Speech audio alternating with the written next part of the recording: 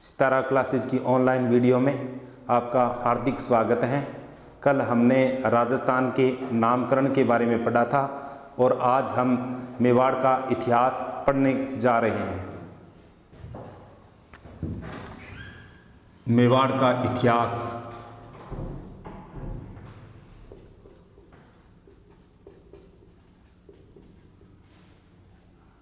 मेवाड़ का इतिहास जिस प्रकार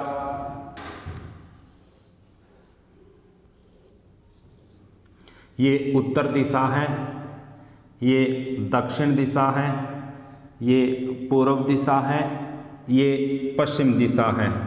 सबसे पहले हम पढ़ेंगे मेवाड़ का सामान्य परिचय। मेवाड़ का सामान्य परिचय।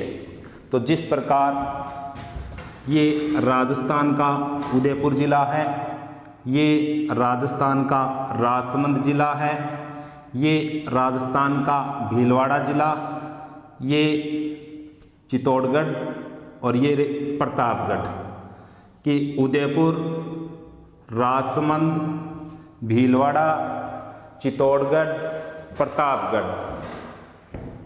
उदयपुर, राजसमंद, भीलवाड़ा, चित्तौड़गढ़, प्रतापगढ़। इस भाग को हम मेवाड़ कहते हैं। जिस प्रकार उदयपुर, राजसमंद, भीलवाड़ा,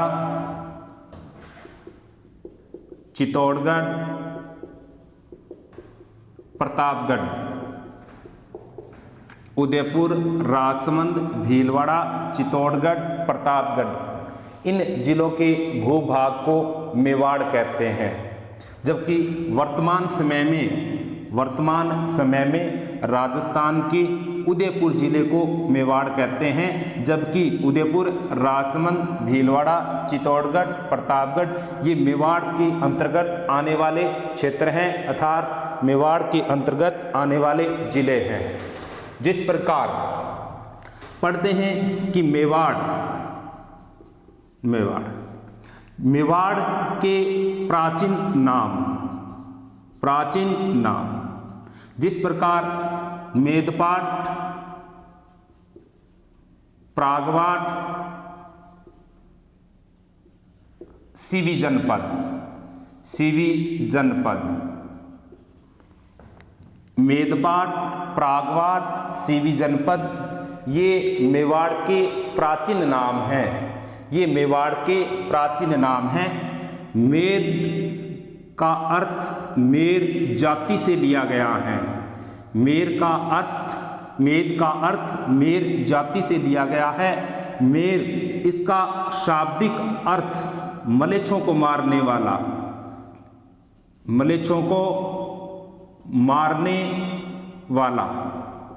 यानी मेदपाट का अर्थ मलेच्छों को मारने वाला।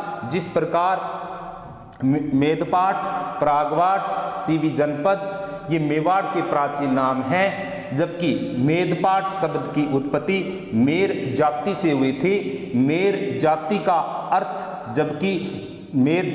अर्थ अर्थात मेदपाट का अर्थ मलेच्छों को मारने वाला। जबकि सीवी जनपद की राजधानी यानी सीवी जनपद की राजधानी माध्यमिका नामक स्थान था। सीवी जनपद की राजधानी माध्यमिका नामक स्थान था। माध्यमिका नामक स्थान राजस्थान के माध्यमिका नामक स्थान को नगरी कहते हैं। माध्यमिका नामक स्थान को नगरी कहते हैं। ये नगरी वर्तमान में राजस्थान के चित्तौड़गढ़ जिले में है। ये नगरी वर्तमान राजस्थान के चित्तौड़गढ़ जिले में है। जिस प्रकार सीवी जनपद की राजधानी माध्यमिका नामक स्थान था, माध्यमिका नामक स्थान को वर्तमान में नगरी कहते हैं और ये वर्तमान में राजस्थान के चित्तौड़गढ़ जिले में है। यही प्रश्न 2014 में सेकंड ग्रेड टीचर वैकेंसी के अंदर पूछा गया था कि निम्न में से राजस्थान की माध्यमिका कौन से स्थान को कहते हैं, तो राजस्थान की माध्यमिका नगरी नामक स्थान को कहते हैं। नगरी नामक स्थान वर्तमान में राजस्थान के चित्तौड़गढ़ जिले में है। तो ये तो राजस्थान के मेवाड़ क्षेत्र का सामान्य परिचय है। जिस प्रकार मेवाड़ क्षेत्र के अंतर्गत आने वाले जिले उदयपुर, राजसमंद, भीलवाड़ा, चित्तौड़गढ़ और प्रतापगढ़। मेवाड़ के प्राचीन नाम मेदपाट, प्रागबाट, सीवी जनपद। मेदपाट का अर्थ मेर जाति से लिया गया है। मेर जाति का शाब्दिक अर्थ मलेच्छों को मारने वाला। उसी प्रकार सीवी जनपद की राजधानी माध्यमिका नामक स्थान थी। माध्यमिका नामक स्थान को वर्तमान में नगरी कहते हैं और ये नगरी नामक स्थान वर्तमान में चित्तौड़गढ़ जिले में है। यही प्रश्न 2014 में सेकंड ग्रेड टीचर वैकेंसी के अंदर पूछा गया था। जिस प्रकार आगे चलते हैं तो मेवाड़ में गोहिल वंश के शासकों का अधिकार था। यानी मेवाड़ में गोहिल वंश के शासकों का अधिकार था। शासकों का अधिकार था। बहुत बार परीक्षा में पूछा जाता है कि मेवाड़ में किस वंश के शासकों का अधिकार था, तो मेवाड़ में गोहिल वंश के शासकों का अधिकार था। गोहिल वंश इसी वंश को गहलोत, रावल और सिसोदिया, इसी वंश को गहलोत, रावल और सिसोदिया इन्हीं नामों से पुकारा जाता है। जिस प्रकार गोहिल वंश पढ़ते हैं तो इसे गहलोत वंश भी कहते हैं, इसे रावल वंश भी कहते हैं, इसे सिसोदिया वंश भी कहते हैं। जिस प्रकार वीर विनोद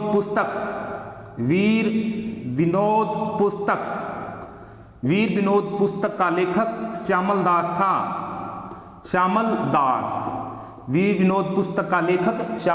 था और श्यामल दास मेवाड़ के शासक महाराणा सिंबू सिंह के दरबार में इसने लेखन का कार्य किया था। तो वीर विनोद पुस्तक का लेखक श्यामल दास है। श्यामल दास मुख्य रूप से राजस्थान के भीलवाड़ा जिले का निवासी था। महाराणा शंभू सिंह के दरबार में इसने कार्य किया था। इसी प्रकार वीर विनोद पुस्तक में श्यामल दास ने लिखा था कि गोहिल वंश मेवाड़ में सर्वाधिक लंबे समय तक राज करने वाला वंश है। अर्थात मेवाड़ में सर्वाधिक लंबे समय तक राज करने वाला वंश माना गया है, वो गोहिल वंश को माना गया है। इसके बाद में चलते हैं तो गोहिल वंश की उत्पत्ति से संबंधित कुछ विशेष इतिहासकारों ने इनके बारे में उल्लेख बताए थे। जिस प्रकार अब्बुल फजल के अनुसार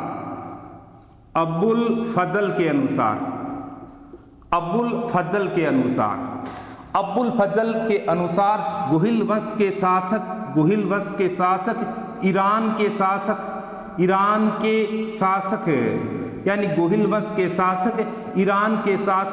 नौशेखा आदिल के वंशज हैं।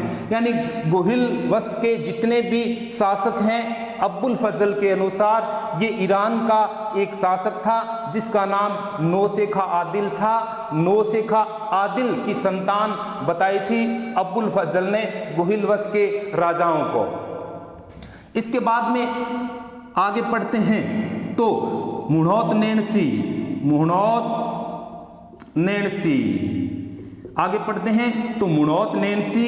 गौरीशंकर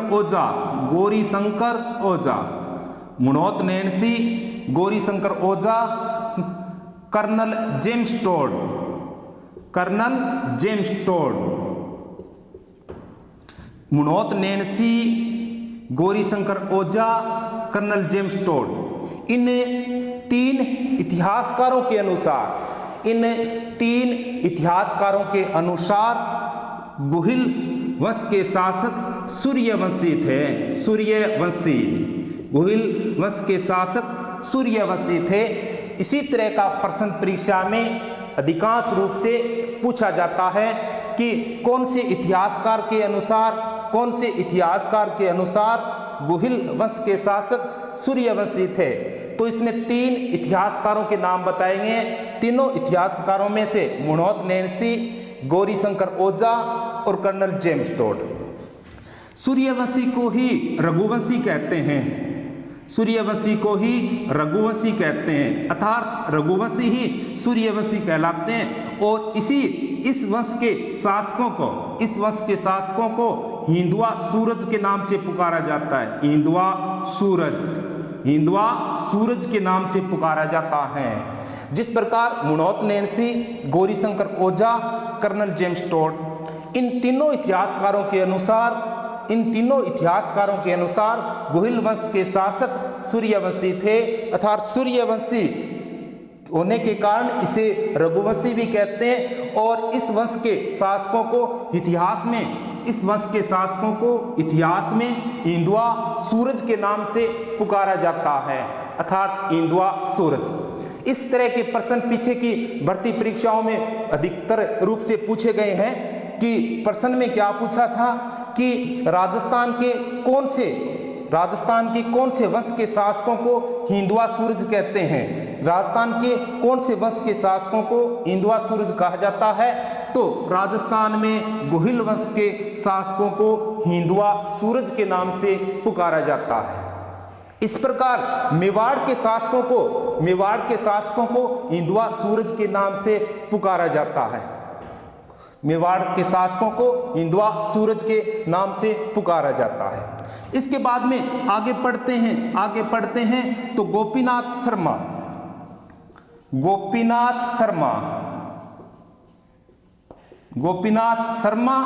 इसके बाद डी.आर. भंडारकर, गोपीनाथ शर्मा, डी.आर. भंडारकर और आहड़ शिलालेख।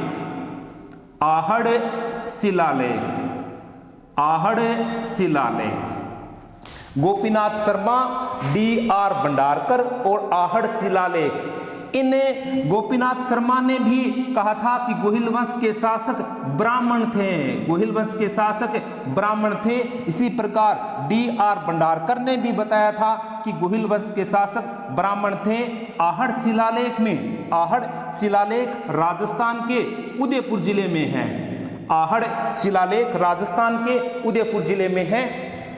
आहड़ शिलालेख पर भी यह लिखा हुआ है कि गुहिल वंश के शासक ब्राह्मणों की संतान थी, अर्थात ब्राह्मण थे। अब इसमें से अबुल फजल के अनुसार तो ये ईरान के शासक नौशेखा आदिल के वंशज हैं। इसी प्रकार मुणोत नैन्सी, गौरीशंकर ओझा और कर्नल जेम्स टोड के अनुसार गुहिल वंश के शासक सूर्यवंशी थे। सूर्यवंशी होने के कारण इसे रघुवंशी भी कहते हैं और रघुवंशी होने के कारण इसे हिंदुआ सूरज भी कहते हैं, अर्थात मेवाड़ के शासकों को हिंदुआ सूरज के नाम से पुकारा जाता है। इसके बाद गोपीनाथ शर्मा, डी.आर. भंडारकर और आहड़ शिलालेख। गोपीनाथ शर्मा, डी.आर. भंडारकर और आहड़ शिलालेख में गुहिल वंश के शासकों को ब्राह्मण बताए गए, अर्थात ब्राह्मणों की संतान बताई गई है। ये प्रश्न एक बार परीक्षा में पहले का भी पूछा हुआ है कि किस इतिहासकार के अनुसार गुहिल वंश के शासक ब्राह्मण थे, जिसमें से ये दोनों डी.आर. भंडारकर 4 आंसरों के उत्तर में नहीं था, जबकि उत्तर गोपीनाथ शर्मा था। यही उत्तर इसका परीक्षा में माना गया। तो एक बार इसकी पुनरावृत्ति कर लेते हैं। गुहिल वंश के शासकों का, यानी मेवाड़ में गुहिल वंश के शासकों का अधिकार था। गुहिल वंश के शासक, गुहिल वंश को गहलोत, रावल, सिसोदिया इन्हीं नामों से पुकारा जाता है। वीर विनोद पुस्तक का लेखक श्यामल दास था।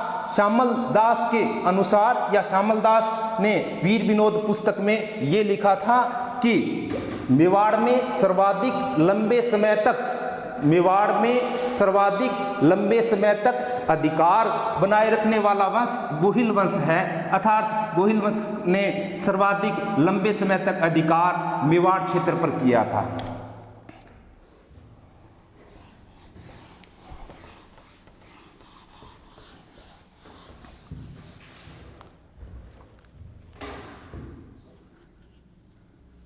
Gaurishankar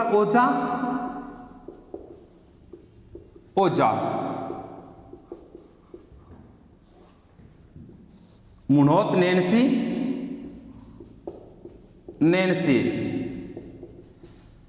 Gaurishankar Ojha, Munot Nainsi, colonel James toad,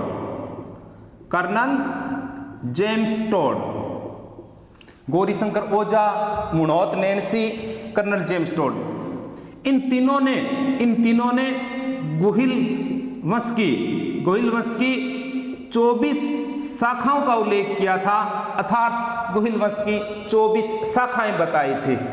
इस तरह का प्रश्न 2016 में महिला सुपरवाइजर की वैकेंसी में यह प्रश्न पूछा गया था कि मुनोत नैन्सी के अनुसार गोहिल वंश की कितनी शाखाएं हैं, तो मुनोत नैन्सी के अनुसार गोहिल वंश की 24 शाखाएं हैं, अर्थात Gaurishankar Ojha, colonel James toad और मुनोत नैन्सी, इन तीन इतिहासकारों के अनुसार गोहिल वंश की 24 शाखाएं हैं। इसके बाद चलते हैं, आगे बढ़ते हैं। तो ये तो था मेवाड़ के सामान्य परिचय। इसके बाद आगे बढ़ते हैं। तो मेवाड़ में सबसे पहले एक शासक था जिसका नाम शिलादित्य था। मेवाड़ में सबसे पहले एक शासक था जिसका नाम शिलादित्य था, अर्थात शिलादित्य की पत्नी का नाम पुष्पावती था। शिलादित्य की पत्नी का नाम पुष्पावती था। पुष्पावती ने एक पुत्र को जन्म दिया था। उस पुत्र का नाम गोहिलादित्य रखा गया। तो गोहिलादित्य के पिता का नाम शिलादित्य था, गोहिलादित्य की माता का नाम पुष्पावती था। अब क्या हुआ कि जैसे ही गोहिलादित्य का जन्म हुआ, जन्म के 15 दिन बाद पुष्पावती की मृत्यु हो गई। इसलिए गोहिलादित्य का पालन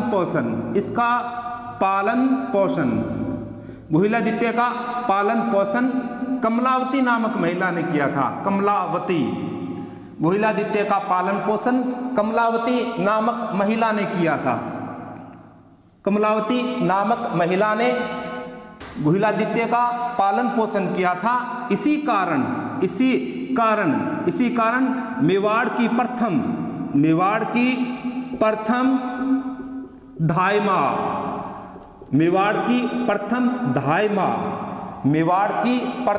दाइमा कमलावती नामक महिला को माना गया है।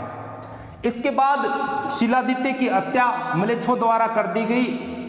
गोहिलादित्य का पालन पोषण कमलावती नामक महिला ने किया था।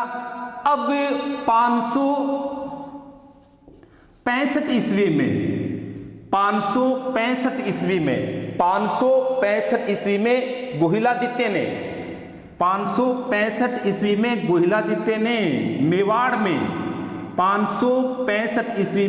गोहिलादित्य ने मेवाड़ में गोहिल वंश की स्थापना किए थे।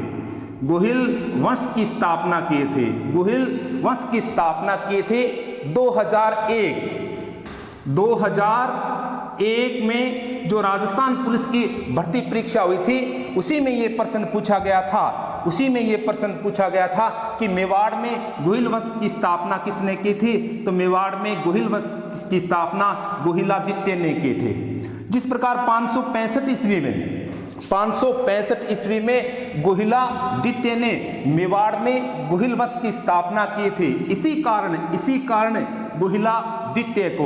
कारण गोहिलादित्य को गोहिल वंश का संस्थापक माना गया है। गुहिल वंश का संस्थापक माना गया है, अर्थात गुहिल वंश का संस्थापक गुहिलादित्य है। इसने जब गुहिल वंश की स्थापना की थी, इसी कारण इसे गुहिल वंश का आदि पुरुष मूल पुरुष कहते हैं, मूल पुरुष। तो गुहिल वंश का संस्थापक भी गुहिलादित्य हैं, गुहिल वंश का आदि पुरुष भी गुहिलादित्य हैं, गुहिल वंश का मूल पुरुष भी गुहिलादित्य हैं। गुहिलादित्य ने गुहिल वंश की राजधानी नागदा नामक स्थान को बनाई थी। गुहिलादित्य ने गुहिल वंश की राजधानी नागदा नामक स्थान को बनाई थी। ये नागदा नामक स्थान राजस्थान के उदयपुर जिले में है। ये नागदा नामक स्थान राजस्थान के उदयपुर जिले में है। नागदा नामक स्थान पर सास बहू का मंदिर बना हुआ है। सास बहू का मंदिर। तो यानी मेवाड़ के शासकों की प्रथम राजधानी नागदा नामक स्थान था। नागदा नामक स्थान उदयपुर जिले में है। इसी स्थान पर सास बहू का मंदिर बना हुआ है। इसी मंदिर को शस्त्र बाहु कहते हैं। इसी मंदिर को शस्त्र बाहु कहते हैं। ये भी एक बार की भर्ती परीक्षाओं में पूछा गया है कि सास बहू का मंदिर राजस्थान के कौन से जिले में है? तो सास बहू का मंदिर राजस्थान के उदयपुर जिले में है। सास बहू का मंदिर उदयपुर जिले के नागदा नामक स्थान पर है। नागदा गुहिल वंश अर्थात मेवाड़ की प्रथम राजधानी था। जिस प्रकार सबसे पहले शीलादित्य नामक शासक हुआ था। शीलादित्य की पत्नी का नाम पुष्पावती था। पुष्पावती ने एक पुत्र को जन्म दिया था जिसका नाम इतिहास में गुहिलादित्य बताया गया है। गुहिलादित्य का पालन पोषण कमलावती नामक महिला ने किया था। कमलावती नामक महिला मेवाड़ की प्रथम धाय मां कहलाती है। कमलावती नामक महिला मेवाड़ की प्रथम धाय मां कहलाती है। 565 ईस्वी में मेवाड़ में गुहिल वंश की स्थापना गुहिलादित्य ने की थी। इसी कारण गुहिल वंश का संस्थापक, गुहिल वंश का आदि पुरुष, गुहिल वंश का मूल पुरुष गुहिलादित्य को माना गया है। गुहिलादित्य ने गुहिल वंश की प्रथम राजधानी नागदा नामक स्थान को बनाई थी। नागदा नामक स्थान राजस्थान के उदयपुर जिले में है। इसी स्थान पर सास बहू का मंदिर बना हुआ है। इसी मंदिर को शस्त्र बाहु कहते हैं।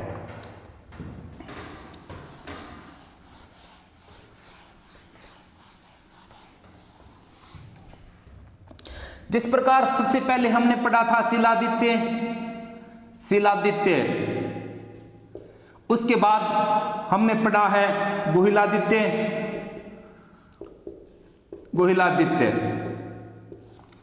अब इनके बाद में पढ़ेंगे, इसके बाद में जो तीसरा शासक पढ़ेंगे वो नागादित्य हैं। नागादित्य यानी गुहिल वंश की 8वीं पीढ़ी का शासक है। ये गुहिल वंश की 8वीं पीढ़ी का शासक था नागादित्य।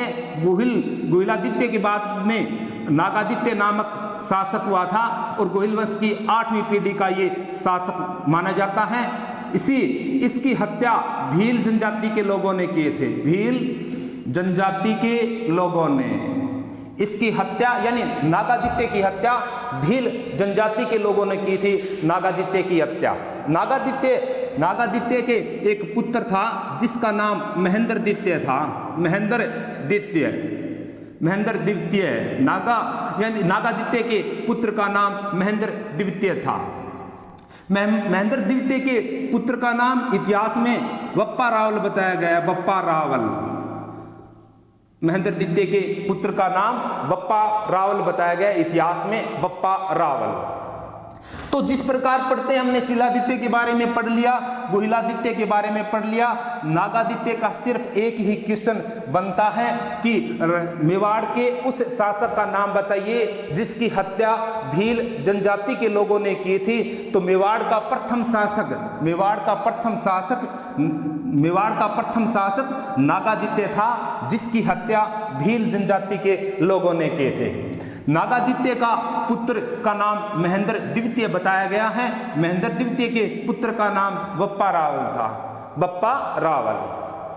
इतिहासकारों ने बताया कि ये बप्पा रावल कोई नाम नहीं है बल्कि ये एक उपाधि है। इतिहासकारों ने बताया कि बप्पा रावल कोई नाम नहीं है बल्कि एक शासक को दी गई उपाधि का नाम बप्पा रावल है। अब इनके बाद में पढ़ते हैं तो कर्नल जेम्स टोड के अनुसार, colonel James toad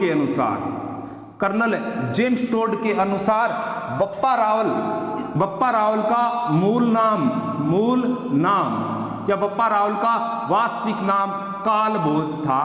Bappa Rawal का वास्तविक नाम कालभोज, यानी बप्पा रावल का मूल नाम या वास्तविक नाम कालभोज बताया गया है। इसे कालभोज को ही इतिहास में मालभोज कहते हैं, इसे ही मालभोज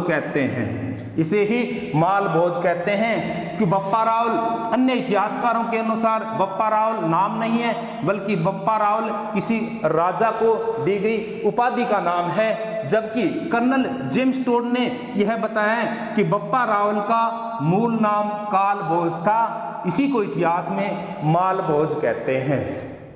जिस प्रकार नागादित्य के बाद मेवाड़ पर भीलों का भी अधिकार हुआ था, मेवाड़ पर मौर्य वंश के शासकों का अधिकार हुआ था। तो बप्पा रावल के शासनकाल में, बप्पा रावल के समय मेवाड़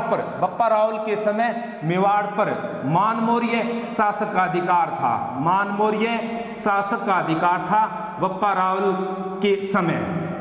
अब जैसे ही वेदनाथ प्रशस्ति के अंदर हम पढ़ते हैं तो वेदनाथ प्रशस्ति राजस्थान के उदयपुर जिले में है। और वेदनाथ प्रशस्ति की रचना 1719 में हुई थी। वेदनाथ प्रशस्ति की रचना 1719 में हुई थी। इसका रचयिता रूप भट्ट।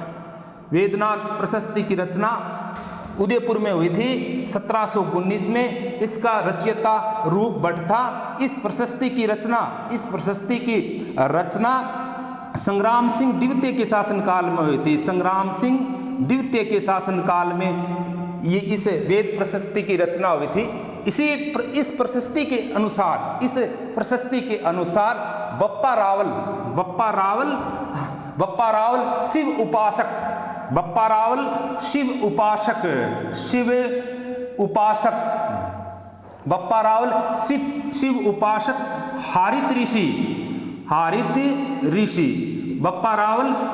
उपासक हारित ऋषि के दरबार में रहता था। अतः हारित ऋषि की ये गाय चराया करता था। अब क्या हुआ कि एक दिन हारित ऋषि ने बप्पा रावल को आशीर्वाद दिया कि आप जाओ और मानमौर्य शासक पर आक्रमण करो। बप्पा रावल ने हारित ऋषि के आशीर्वाद से 1734 ईस्वी में 1734 ईस्वी में मानमौर्य शासक पर आक्रमण किया था। बप्पा रावल और मानमौर्य शासक के बीच में युद्ध हुआ। जिस युद्ध के अंदर विजय हुआ था बप्पा रावल, अर्थात बप्पा रावल ने पुनः मेवाड़ पर अधिकार कर लिया। बप्पा रावल ने 1734 ईस्वी में पुनः मेवाड़ पर अधिकार कर लिया। पुनः मेवाड़ पर अधिकार करने के कारण गोहिल वंश का वास्तविक संस्थापक बप्पा रावल को माना जाता है। बप्पा रावल यानी गोहिल वंश का वास्तविक संस्थापक कौन है? तो गोहिल वंश का वास्तविक संस्थापक बप्पा रावल को माना जाता है। गोहिल वंश का प्रतापी शासक प्रतापी शासक बप्पा रावल को माना जाता है। यानी गोहिल वंश का जो संस्थापक है वो गोहिलादित्य है, जबकि गोहिल वंश का वास्तविक संस्थापक है वो बप्पा रावल है। बप्पा रावल को गोहिल वंश का प्रतापी शासक माना जाता है, बप्पा रावल ने उदयपुर जिले के और कैलाशपुरी गांव में बप्पा रावल ने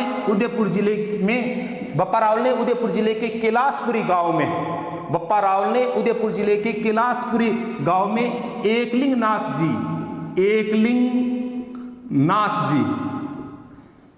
नाथ जी के मंदिर का निर्माण करवाया था। यानी एकलिंग नाथ जी का मंदिर कैलाशपुरी नामक स्थान पर बना हुआ है। कैलाशपुरी नामक स्थान राजस्थान के उदयपुर जिले में है। एकलिंग नाथ जी का मंदिर। अब इनको पढ़ते हैं तो पशुपातनाथ लकुलिश संप्रदाय, पशुपातनाथ और लकुलिश संप्रदाय का सबसे प्राचीन स्थान पशुपातनाथ और लकुलिश संप्रदाय का सबसे प्राचीन स्थान कैलाशपुरी को माना गया है। इनका जो प्रसिद्ध स्थान है वो एकलिंग नाथ जी का मंदिर है।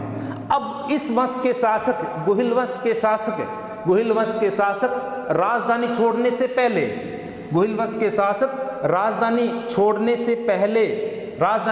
से पहले एकलिंग नाथ जी से आशीर्वाद लेते थे। यानी मेवाड़ के शासक राजधानी छोड़ने से पहले एकलिंग नाथ जी से आशीर्वाद लेते थे।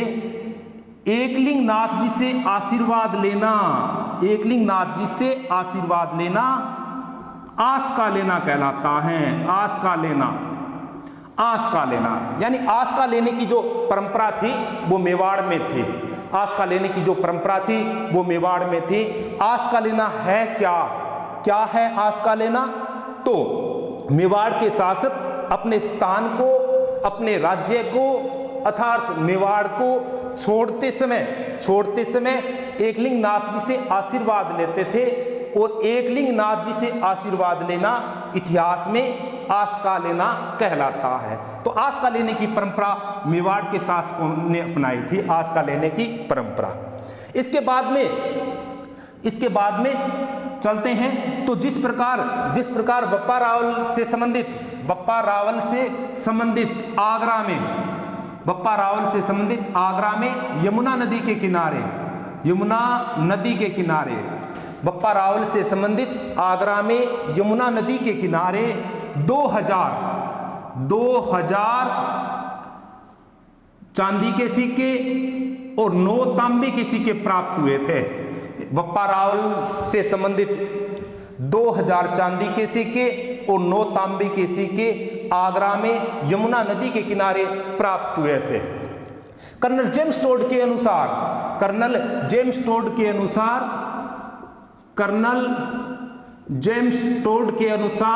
753 ईस्वी में कर्नल जेम्स टोड के अनुसार 753 ईस्वी में बप्पा रावल ने समाधि ली थी उदयपुर जिले के नागदा नामक स्थान पर। तो बप्पा रावल की समाधि भी उदयपुर जिले के नागदा नामक स्थान पर बनी हुई है। यही समाधि वर्तमान में महाबप्पा रावल कहलाती है। महाबप्पा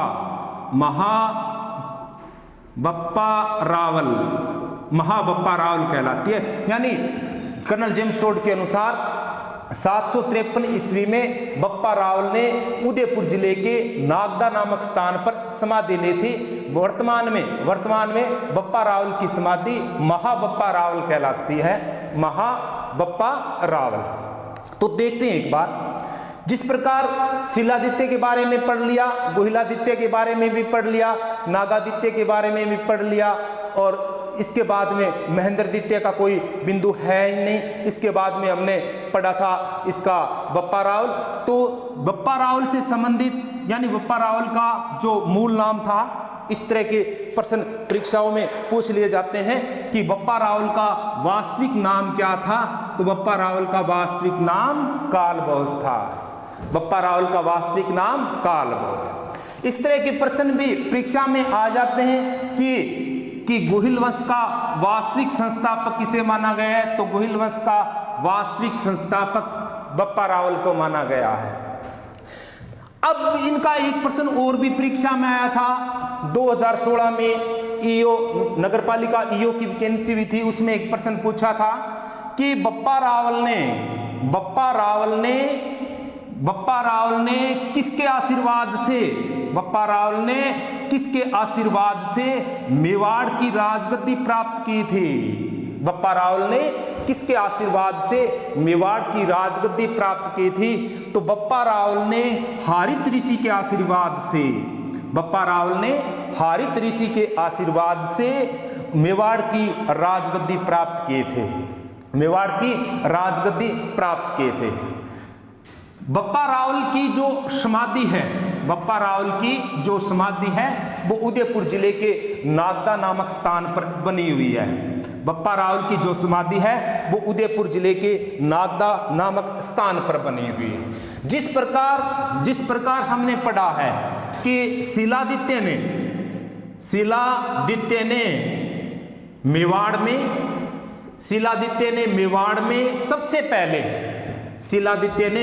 में सबसे पहले तांबे के सिक्के चलाए थे। तांबे के सिक्के यानी मेवाड़ में सबसे पहले तांबे के सिक्के किस शासक के शासनकाल में चलाए गए थे। तो मेवाड़ में तांबे के सिक्के शिलादित्य के शासनकाल में शुरू किए गए थे, अर्थात शिलादित्य के शासनकाल में मेवाड़ में तांबे के सिक्के शुरू हुए थे। इसी के बाद में गुहिलादित्य के शासनकाल में मेवाड़ में चांदी के सिक्के शुरू हुए थे। तो इस प्रकार के प्रश्न परीक्षाओं में अधिकांश रूप से पूछ लिए जाते हैं कि मेवाड़ के उस राजा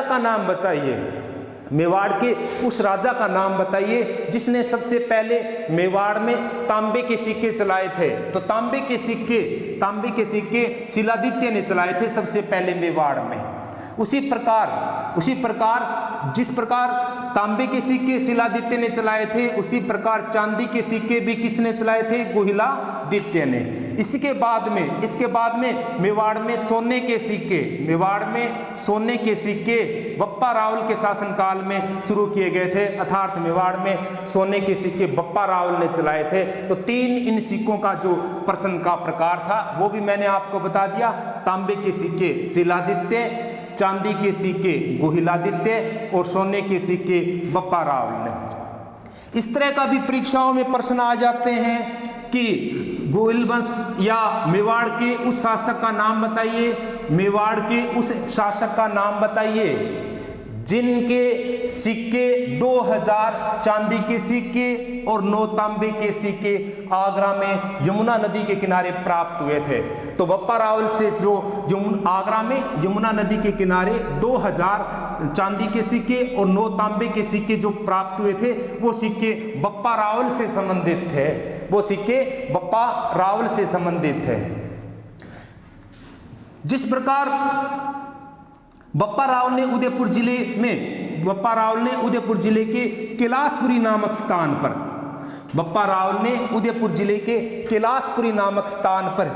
एकलिंग नाथ जी के मंदिर का निर्माण करवाया था।